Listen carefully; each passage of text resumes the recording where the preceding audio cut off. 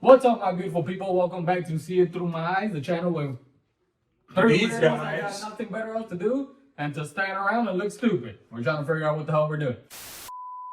So, today we are the three of us, me, him, her, and we are coming to react a video from Kitty Monk. That's Kitty, K-I-T-T-Y, Monk, M-U-N-K on YouTube. I'm one of her subscribers.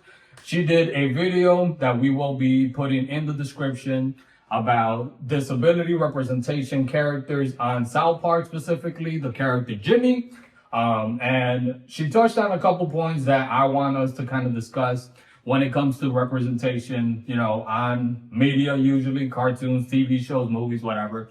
Specifically ours being visual impairment or the overall disability stuff. Now, South Park is a show all about being politically correct, by being as politically incorrect as possible. In most shows, disabled people often fall into a stereotype called the super crep, where they will have no personality and just be pedestals to espouse the message of, I'm disabled and that makes me special. But let's not get into the actual daily struggles, just surface level stuff. Or there'll be something for able-bodied people to pity so they'll feel better about themselves. This poor woman is forced to live in the shadows because she feels like an outcast. It is up to us to make her feel comfortable and welcome in our town. So, first and foremost, what do you guys think? Do we need more representation in media?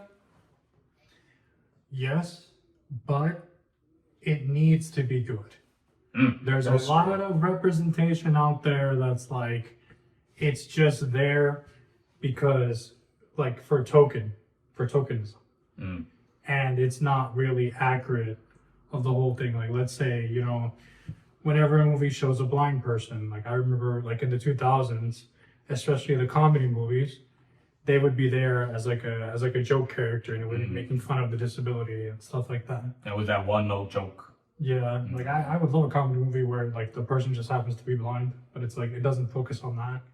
Or you give them a little bit more depth. Like, you can make jokes at our expense, but also, you know, a little bit more than just that. You know, like a couple scenes where, I don't know, the characters interacting in other types of ways besides just, look at the blinding, look at the cripple. With South Park, they remind us that disabled people are still people like you and me. They can have flaws, they can have strengths. Like with Nurse Golem, who hated the extra attention people gave her, not for her skills as a nurse or her wit as a person, but for the simple fact she was disabled, and it made them feel good to be like, oh, that poor girl. The last thing I ever wanted was to be singled out.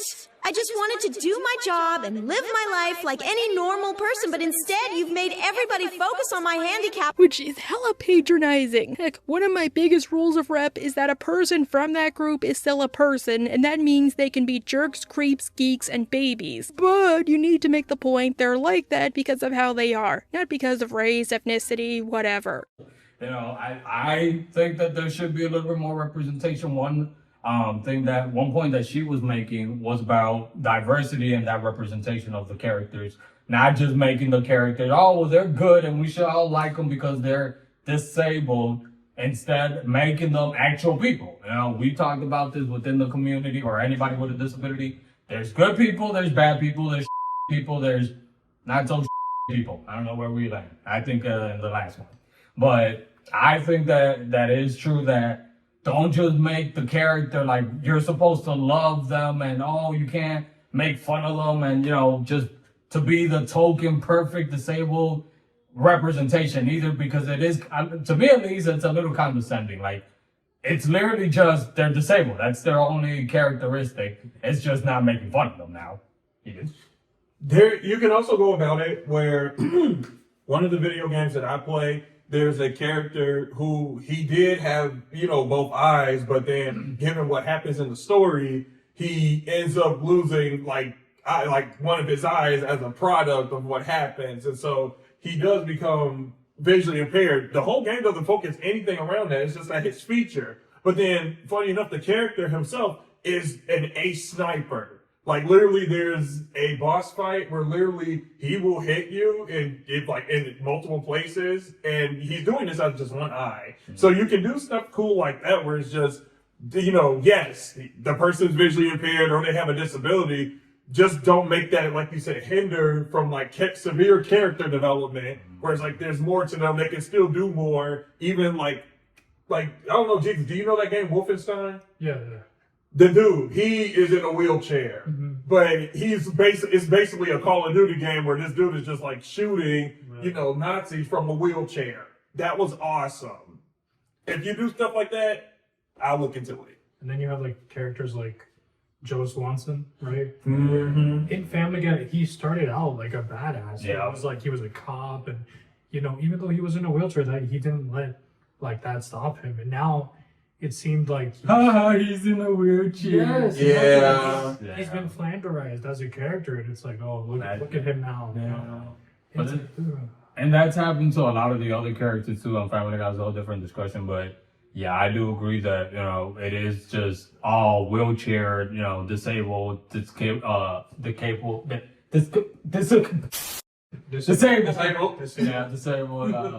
jokes, and it's like I just say, you can make those type of jokes, but there has to be more depth into the character themselves. Like it's like us, we have friends that aren't disabled, and we can literally go back and forth. Hell, even with the ethnicity stuff, or sometimes even I don't know, like something that's they like video games and I don't. He has glasses and I don't. Stuff like that. Where we can make fun. We can make fun of God. Hey, you midget. Hey, you four eyes. I'm canceled. Thank you all. Thank you. What we're trying to say is just there's you can have people being disabled, because I get that. Like there's a community of people that won't be able to have just the full vision, legs, head, shoulders, knees, and toes, whatever. But it's just at the end of the day, if there's still a way to just kind of show them that they don't have to be just broken, and then you gotta basically fall in love with them because of that. Like they can still be actively, like a hero that's cool, or they can be like the worst of a villain that's bad, and still come off as like an actual character, as if they didn't have a disability in the first place. Like, dude, another character, Smythe, off of the classic Spider-Man. He was in a wheelchair. Yeah. And yet he was like a very hardcore villain to Spider-Man and everything. Like, there's ways to go about this without it having to be so condescending. Yeah, or just, it only has to be wrapped around what a person can't do. Because that's the thing that we're trying to get rid of anyway. But then there's the South Park video, right?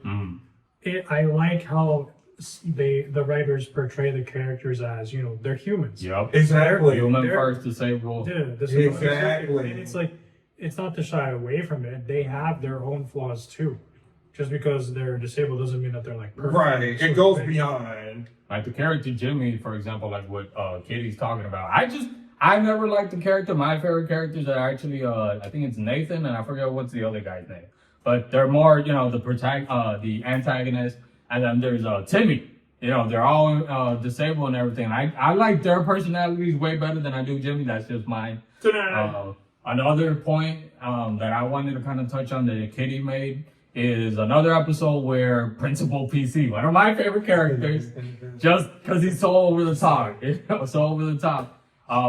But where Jimmy becomes the editor of the newspaper at school, and he drops the R word, that before we all used to use, but obviously now it's not so PC, and Principal PC is trying to tell Jimmy, like, do you understand why this is wrong? Like, someone who's able is trying to tell a disabled person how they should feel about disability. And that's a point right there. Not just in cartoons, but in real life, I've met a lot of people, not, we're just sticking with the disability stuff, but who kind of tell me how I should feel about other people with disabilities. Or and we're diverse. We're fucking diverse. However Ian feels about certain groups of disabilities or, portrayals or whatever might be different than the way this guy does or the way this guy does or the way I do, Timmy is disabled himself, and he's friends with the boys, whereas Jimmy, he's disabled, but he often uses comedy, not to overcome it, but because he's just a good comedian, and that's pretty cool. What a brave little boy. He's able to use comedy to overcome his handicap. I love him. Oh my god, Sheila, did you not learn your lesson from Nurse Golem? Oh my, what an ungrateful...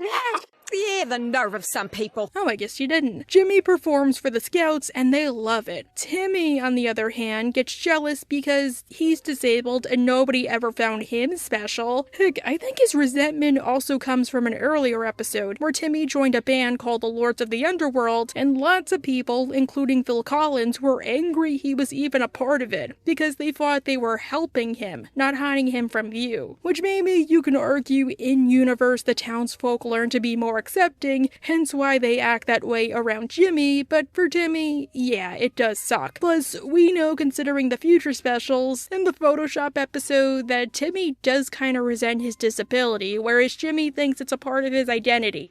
So by that segment that Kitty's talking about, where it seems like Timmy, in a way, feels resentful towards Jimmy, not because of anything Jimmy personally did to Timmy.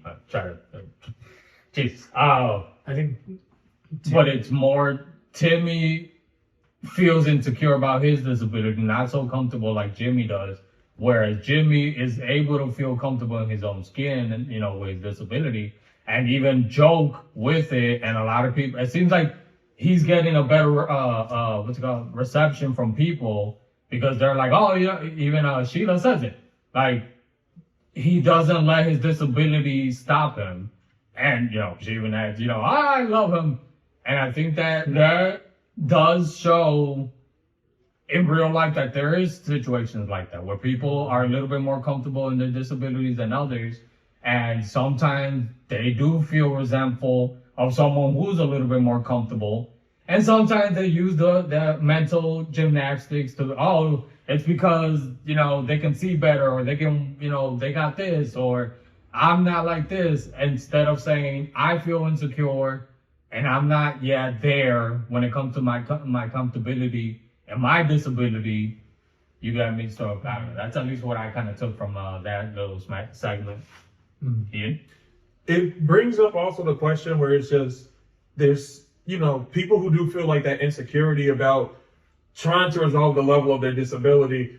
They don't ask for some kind of, like, you know, a space to just kind of either be honest about it or just get some kind of help. Because I've been there. Like, I didn't really share my story with you guys that much, but it's like when I got half blind, a whole lot of stuff was happening. And then again, the adults around me was just trying to, like, just adapt and keep going. But it was a whole lot to adjust to. And so it was really no one there. So, like, you know, I can talk to, like, you know, hey, you telling me that I just need to, like, accept this, but I can't. And so it does bring up a little bit that subject that, you know, if you do see someone that might be a little bit more accepting of it, because in truth, your pace, your time is your pace and your time. So you're not going to be at the same level that person is, because who knows what they have to go through in order to, like, resolve it. But probably just communicate that with someone, and just, like, you know, how did you kind of work through that? How did you maneuver through that? How did you kind of have what it is that you have now? Because that resentment is not going to help. That resentment is only going to, for one, make you stand out more in a bad way. And then it's only going to make you hate what it is that you have. And you're the one that's got to carry this, like, you know, thing with you for the rest of your life. So it's best to try to, you know, ask and probably just have that open conversation. Like, I know a friend of mine, they kind of brought that up to me, where it's just like, you know, you seem a bit more open about your disability and stuff like that. And it's just, I just kind of told them what I had to go through, because it's a process everybody with a disability has to go through. And so, and everybody's in different places. Like, I mean, to be honest with y'all, I'm still at that level. There's still pieces of that I'm still trying to resolve to this day. So, Jesus. I couldn't have put it better myself, honestly. You two did a wonderful job of recapping that one segment. I got nothing. You cop out. I have nothing to add, because it's like, what? Fine, I'll add for you. You can add for him. I have this one online friend who is also blind, and I know when me and him go back and forth on, like, blind jokes, he can only take it to a certain extent before he kind of Takes it personally. Yeah, it takes it personally. And then towards like our other close friends who all know that we are blind, they can joke around with me, but with him, it's still a very sensitive topic.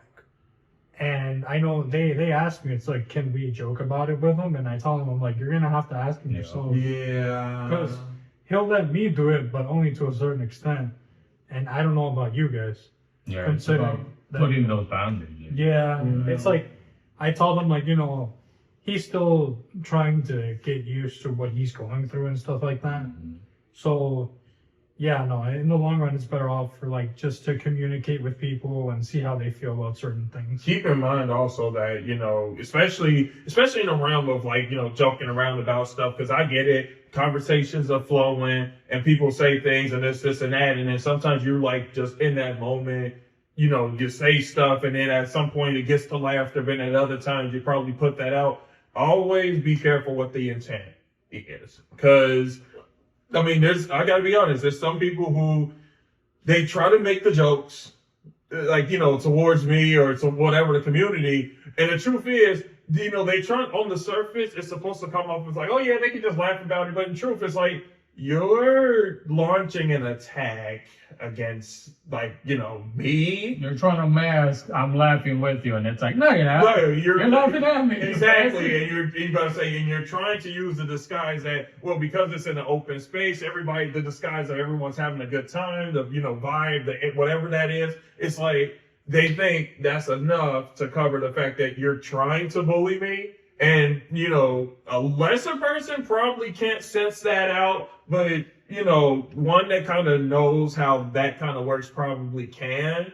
And then what starts off is supposed to be just like fun and jokes, it is going to start turning into, you know, back and forth, you know, bantering. And it can get pretty bad. So always setting those boundaries. Yeah. Like even with you and me, we talked about it, like even moving on to like something like race, like making jokes about each other's race, like because we know each other, we trust each other, we set those boundaries, how far, you know, obviously the other person is willing to go. And same thing with disability, like unless the other person tells you that they're comfortable, you know, you got to respect those boundaries. And if they're not, you can't get mad at them, or you can't, you know, don't let your disability, because I've heard that, don't let your disability, you know, stop you. It shouldn't bother you. It's like, no, you're bothering. You don't know shit. Like, that's not your journey and that's not your call to make. If they don't feel comfortable making those type of jokes.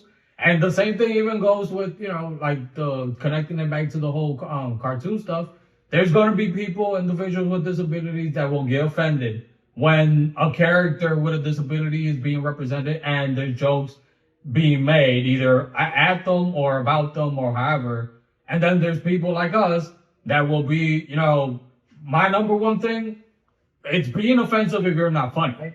That's yeah. At least be funny about it if you're going to offend the guy. You know, like, look, just real quick, like, if you guys really want to put this in a practical lens, think it was a bit off of the Coming to America 2, the sequel. They, Eddie Murphy's character and his guard, they went back to the barbershop and all of that. And so in that moment, the barbershop, the people in there, it was like going in like, hey, look, it's little Tara Wanda. And then like making all these references to Africa and stuff like that, laughing. And then the one dude that was getting his hair cut at the moment, he was like, you know, little starving babies with flies on the face. And then that's when the whole back barbershop stopped. And it was like, whoa, that's too far, man. You can't be talking about, you know, the little kids and starving babies in Africa. You gonna talk like that, you gotta get up out of my chat. Like, you know, there's always a limit. It's always a limit. And, you know, and for some of y'all that go in, just be careful about it. Well, guys, I hope you guys enjoyed that video. We want to give a shout out to Kitty Monk. I love your channel, one of your subscribers. Maybe we can collaborate sometime, let me know. But I hope you guys enjoy this type of content, and we will see you on the next video. I'm Ian. No, you're not. I'm Richie. He's Ian. He's Jesus. See it through my eyes.